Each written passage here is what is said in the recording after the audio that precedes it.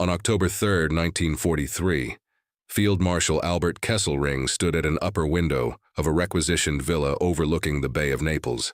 Only weeks earlier, his German staff had scuttled ships in the harbor to deny them to the Allies, filling the air with smoke and the smell of burning oil.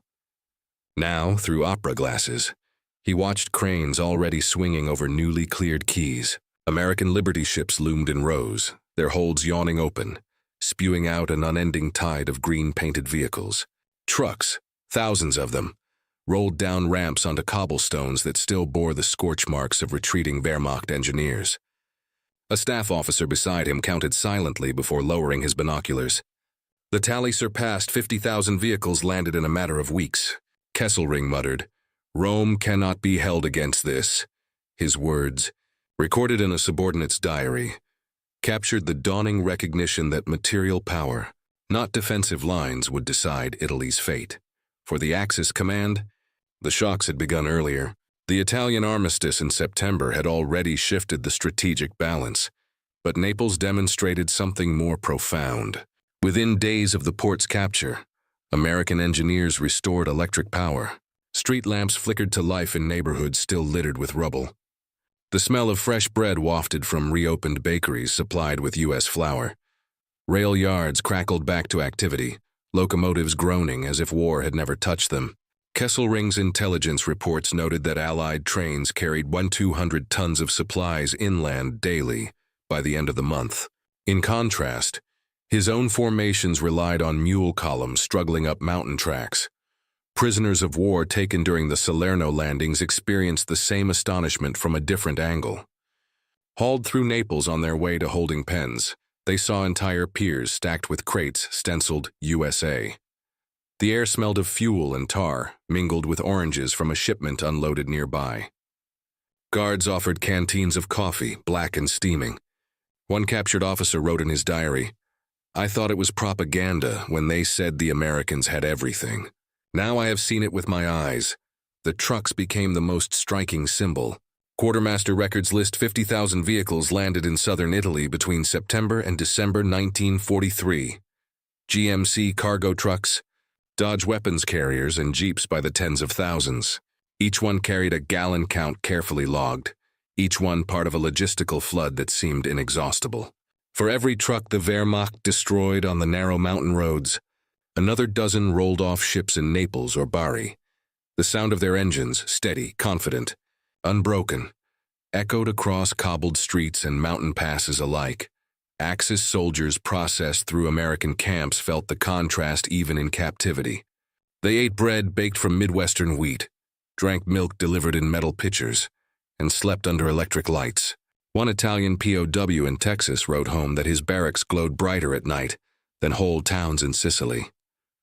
Another described the shock of hearing swing music on a camp radio while his family queued hours for olive oil. Abundance became more than statistics. It was an everyday sensory assault. Naples itself embodied the imbalance. By November 1943, Allied engineers had restored the port's capacity to handle 12,000 tons daily. Shipyard logs show cranes lifting tanks, artillery, and barrels of fuel in endless sequence. American MPs directed convoys that snaked for miles, their headlights forming rivers of light along the coastal roads. Kesselring's staff noted bitterly that no amount of demolitions could slow the reconstruction. "They build faster than we destroy," one report admitted. The human dimension pressed hardest on Axis prisoners. At Camp Crossville in Tennessee, captured German officers received 3 meals a day totaling nearly 3,000 calories. Fresh bread, butter, meat, and coffee. Chaplains organized services. Red Cross parcels delivered chocolate. And at Christmas, turkeys roasted in bulk-filled barracks with the scent of sage and smoke. Prisoners compared these meals to letters from home describing ration cards clipped to the last crumb. Ideology strained against experience and cracks widened. Numbers told the same story. In 1943, U.S. steel production reached 89 million tons. Oil output surpassed 1.5 billion barrels. Farms yielded 4 billion bushels of corn and 23 billion pounds of beef.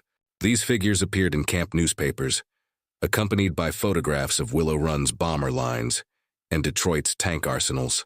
Axis prisoners read silently, then set the papers down. Some tried to dismiss them as exaggeration, yet the full stomachs and glowing lights around them confirmed otherwise. For Kesselring, every intercepted report reinforced the same realization. American convoys reached the Volturno River with 600 tons of supplies per division each day, enough to sustain relentless offensives despite autumn rains. His own soldiers rationed ammunition, while American artillery fired so freely that hillsides seemed to tremble for hours. "Their shells are like our raindrops," one German infantryman remarked. The sensory detail, the ground shaking, the acrid smell of cordite, the endless roar, drove home what numbers already proved. Many reveals continued. Axis POWs assigned to harvest crews in the Midwest picked apples until their arms ached, only to watch truckloads discarded for bruises. Others worked in canneries, where the smell of tomatoes filled the air as belts carried produce at speeds unimaginable in Europe. Waste shocked them more than consumption. In Germany, children scoured fields for stray potatoes. In America, surplus went to compost. By early 1944, even hardliners conceded that ideology could not erase reality. A diary from one German prisoner captured the mood. "We believed discipline could overcome hunger. But hunger weakens and bread strengthens. They have more bread than we have soldiers." And yet what they had seen at Naples and in captivity was only the beginning. The true measure of American power was not 50,000 trucks, but the ability to land entire armies, feed them, fuel them, and move them north toward Rome. The winter battles at Monte Cassino, the spring offensive at Anzio, and the eventual liberation of the Eternal City would reveal the full weight of that logistical machine. What they witnessed next would prove beyond doubt that Rome's fall was written not in strategy, but in supply. For the prisoners taken in Italy, the shock of capture was soon followed by the shock of industry. The bread, coffee, and meat they had first tasted in American custody were only the surface of something far larger. Newspapers pinned to camp bulletin boards, photographs circulated by guards, and rumors carried from port cities all pointed to the same truth. America's factories, shipyards, and power grids had created a war machine on a scale beyond imagination. What they had seen in Naples was not a miracle of luck. It was the natural output of a system that never slept. Shipyards were the clearest proof.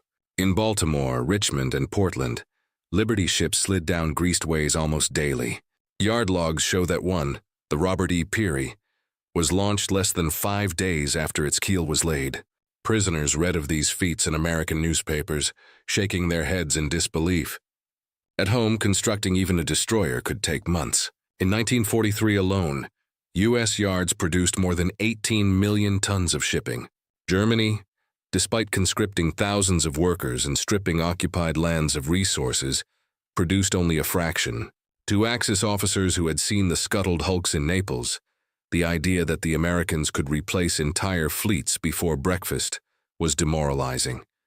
The carriers impressed even more. Essex-class ships emerged like steel fortresses, each 27,000 tons, each carrying up to 90 aircraft. In a single year, half a dozen were launched, followed by a torrent of light and escort carriers. A captured Luftwaffe officer noted bitterly in his diary that Japan's yards could not replace even a single carrier lost at Midway, while American shipyards seemed to grow them like crops. The photos printed in camp newspapers, rows of aircraft spotted neatly on decks, crews in white shirts and helmets, were more convincing than any statistic. Factories inland dwarfed the shipyards in scale. At Willow Run in Michigan, bombers rolled off the line at the rate of 1 per hour. The Warren Arsenal in Detroit produced more than 20,000 Shermans by the end of the war, with 3,000 turned out in 1943 alone. Newspapers reported that American industry produced 96,000 aircraft in 1943, compared to Germany's 25,000. Axis prisoners stared at the numbers, then glanced at the endless lines of freight trains roaring past their camps. The smell of coal smoke and hot metal outside the wire confirmed what the figures suggested. The Americans were not exaggerating. Electricity powered the miracle. The Tennessee Valley Authority generated 17 billion kilowatt-hours in 1944, feeding aluminum smelters and shipyards. Hydroelectric turbines shook the ground, while power lines marched across plains to light cities, farms, and factories. For prisoners who came from bomb-damaged towns where candles replaced bulbs, the abundance was astonishing. Even in captivity, they lived under steady light bulbs that never flickered. Radios crackled with swing music into the night. The low hum of electric fans in southern camps mocked memories of stifling blackouts back home. Wages and consumer goods hinted at a deeper foundation. Magazines circulated in camps showed advertisements for refrigerators, radios, and even new cars waiting for post-war sale. A welder at a Kaiser shipyard could earn over $50 a week. Families, even while rationing sugar and gasoline, still bought phonographs, bicycles, and tailored suits. The ink on those glossy pages smelled of confidence. To Axis prisoners whose families at home patched shoes and bartered on black markets, the idea that workers could afford luxuries while the nation fought a global war was staggering. Food production dwarfed everything else. Farms produced 23 billion pounds of beef in 1943, more than Germany and Italy combined could raise in a decade of war. Wheat yields topped 1.2 billion bushels, and corn reached 4 billion. Quartermaster records reveal that each U.S. serviceman received 4,000 calories daily. Prisoners knew the numbers because they lived them. 3 meals a day totaling nearly 3,000 calories, even for captives. They saw guards throw away uneaten crusts, smelled oranges rotting at rail sidings, and watched milk sour in the sun. In Germany, children drank ersatz coffee brewed from acorns. In America, waste itself testified to abundance. Mini-reveals came constantly. A POW in Kansas watched grain elevators swallow corn by the ton, the hum of conveyors filling the air. Another in Minnesota worked near a lumber yard, where warped planks were discarded by the truckload. They whispered among themselves, "If this is surplus, what must the reserves look like?" The arithmetic became inescapable. In 1943, the United States poured 1.5 billion barrels of oil from its wells. Steel output reached 89 million tons, compared to Germany's 30 million and Japan's 8 million. Ammunition factories produced 40 billion cartridges in a single year. These were not abstract statistics. The prisoners saw them embodied in trucks lined bumper to bumper along highways, in trains that never seemed to stop, in shipyards whose cranes swung even at night. Some resisted belief. Hardliners muttered that strikes would halt production, that politics would weaken resolve. Yet every week camp papers carried new headlines. Another Liberty ship launched, another Essex commissioned, another record harvest. Guards joked about overtime shifts and complained about coffee prices, but their complaints carried the casual tone of men unafraid of shortage. For Axis prisoners, ideology cracked under the weight of evidence. The sensory details etched themselves deepest. The hiss of steam from camp kitchens, the tang of butter on warm bread, the glow of lights burning all night, the whistle of trains pulling 100 cars. These impressions carried more force than any propaganda. Axis soldiers lay awake on bunks, letters from home describing hunger in their hands, and realized that their captors were winning with plenty. By late 1943, the conclusion had settled. America's industrial power was not fragile. It was accelerating. Shipyards, factories, and farms produced not just enough to fight, but enough to waste. The prisoners had seen it in photographs, tasted it in rations, and heard it in the rumble of trains outside the wire. And yet they had only observed. Soon, labor assignments would take them into fields and workshops themselves. With their own hands on American tools and soil, they would discover whether the abundance was illusion or truth. What they witnessed next would strike at the very roots of their ideology. By 1944, Axis prisoners in America no longer doubted the evidence of abundance. They had eaten better than they ever expected, seen statistics printed in camp newspapers, and heard the whistle of trains hauling food and steel day and night. Yet many still clung to fragments of ideology, muttering that the enemy's plenty was shallow, that discipline mattered more than calories. Those illusions began to crumble once the prisoners were sent to work. On farms, in mills, and at repair depots, they experienced firsthand what American industry meant. Sweat, soil, and machinery confirmed what rations alone had suggested. The United States did not simply talk about surplus. It lived it. Farm details left the deepest impression. At dawn, Lines of POWs marched into endless fields, the air cool with dew and the smell of damp earth. Tractors were already running, engines chugging, their size dwarfing anything the men had seen in Europe. Combines cut wheat in hours that would have taken villages in Poland or Italy, days of hand labor. In 1944, U.S. farms harvested 1.2 billion bushels of wheat and 4 billion of corn. Prisoners stacking sacks into elevators taller than church steeples realized these numbers were not propaganda. They were reality, rising in front of their eyes like monuments of grain. Orchards delivered another revelation. In Washington state, POWs worked among rows of apple trees stretching so far the end was lost in haze. Crates overflowed until the sweet smell of fruit clung to their clothes. Many apples were bruised, discarded, or left to rot on the ground. In letters smuggled home, prisoners described the shock. In Germany, bruised fruit was salvaged, boiled, or dried. Here, waste was casual. "They throw away what we would treasure," one wrote. The sight unsettled even the most hardened officers. Forestry details in Minnesota and Oregon offered a similar lesson.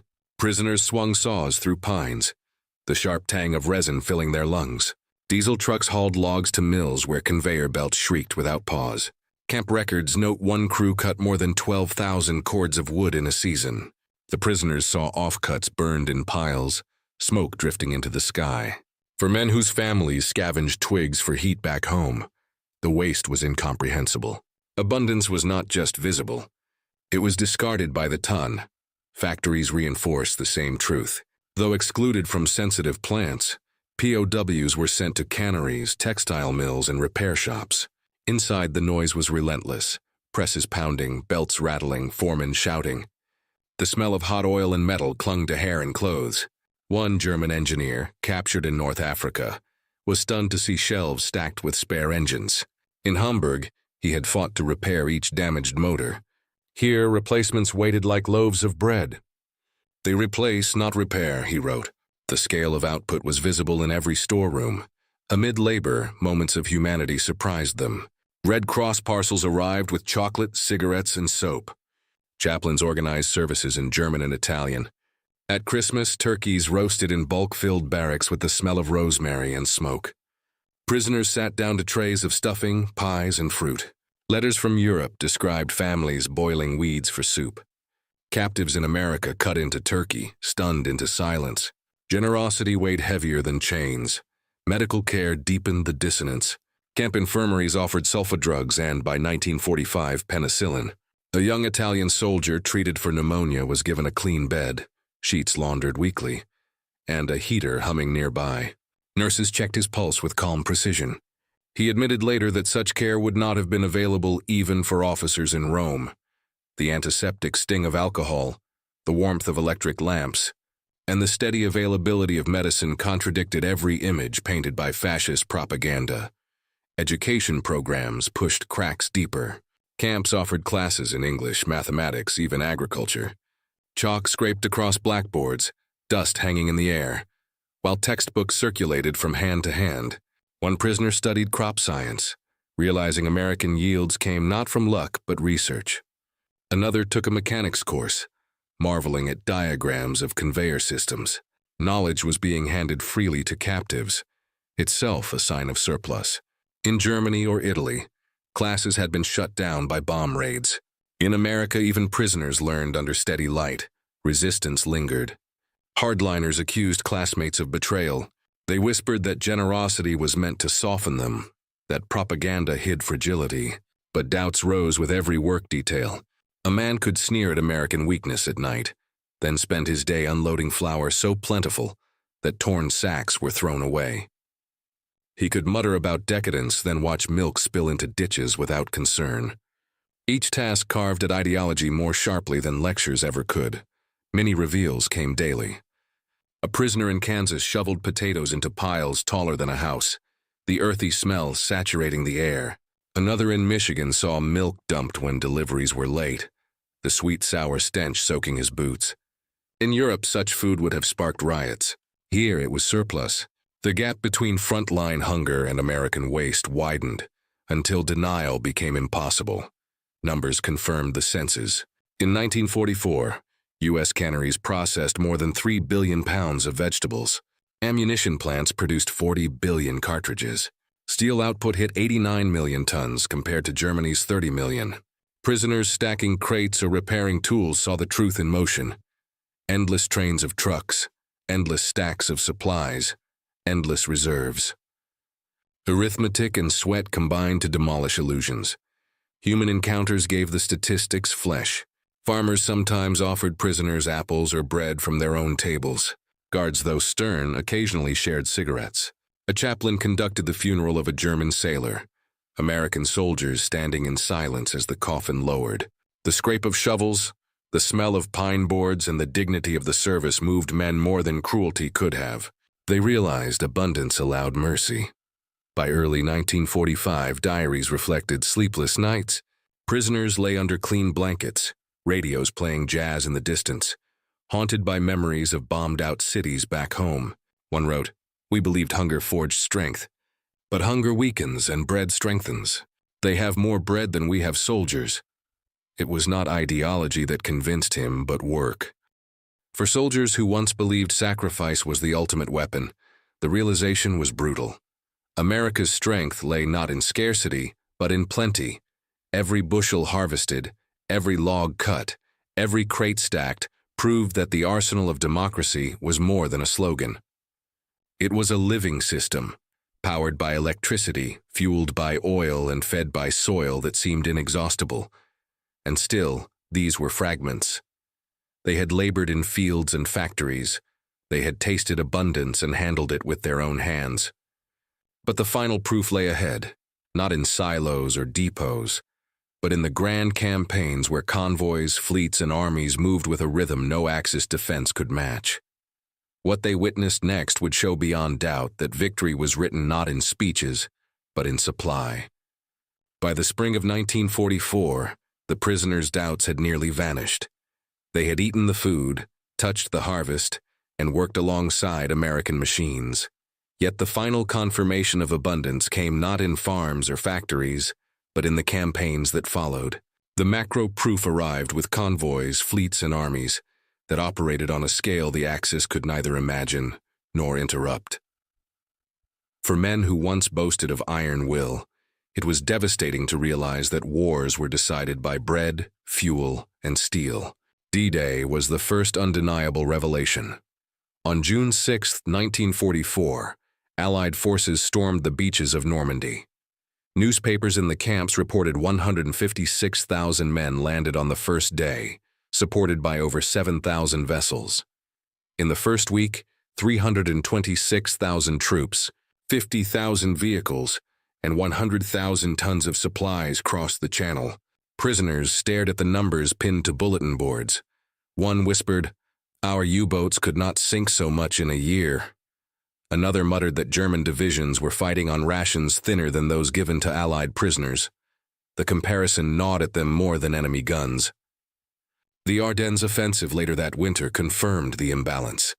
German panzers broke through snow-covered forests in desperation, but the offensive soon stalled. Fuel shortages crippled armored columns, while American depots in Belgium held mountains of gasoline and jerry cans stacked 3 stories high. Convoys delivered 60,000 tons of supplies weekly despite blizzards. Axis soldiers in American camps read these figures and shook their heads. Hunger and empty tanks had defeated their comrades more thoroughly than enemy artillery. Okinawa extended the lesson to the Pacific. In April 1945, nearly 1,300 American ships crowded the waters offshore. Radar-guided guns defended them, but it was convoys that kept them there. Cargo ships unloaded 544,000 tons of supplies in the 3-month campaign. Kamikazes struck with fury, yet replacements arrived faster than destruction. Axis prisoners, already humbled by working America's fields, realized that no sacrifice could overcome such flow. For every plane lost, America built 10 more. For every ship damaged, a new hull slid down a slipway. The arithmetic was relentless. In 1944 alone, the United States produced 96,000 aircraft, 18 million tons of shipping, 89 million tons of steel, and 1.7 billion barrels of oil. Farms yielded 23 billion pounds of beef and 4 billion bushels of corn. Ammunition factories turned out 40 billion cartridges.